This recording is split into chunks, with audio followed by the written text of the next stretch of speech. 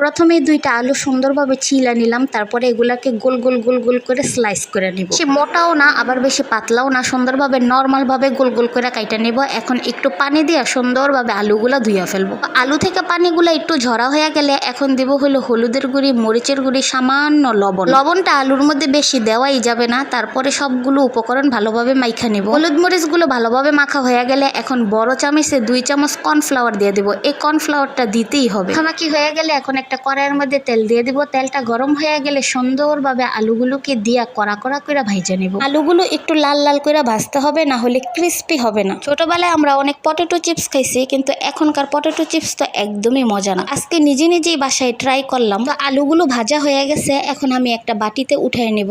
দোকানের আলুর চিপসের থেকে বাসায় এরকম করে আলুর চিপস বানাইলে আমার খুবই ভালো লাগে। তো আমার মতো কে কে বাসায় তৈরি করা এই চিপস পছন্দ করো অবশ্যই কমেন্ট করে জানাবে। চিপসগুলো এত পরিমাণে মসমস করতে ছিল, লাড়াচাড়া করার সময় কুসকুস কুসকুস করে একটা শব্দ হইতেছিল। তো আমি অল্প একটু লবণ দিয়ে দিলাম। রেসিপিটা কেমন লাগলো অবশ্যই কমেন্ট করে জানাবে। আর কে কে আমার মতো এরকম হোমমেড চিপস পছন্দ করো অবশ্যই জানাবে।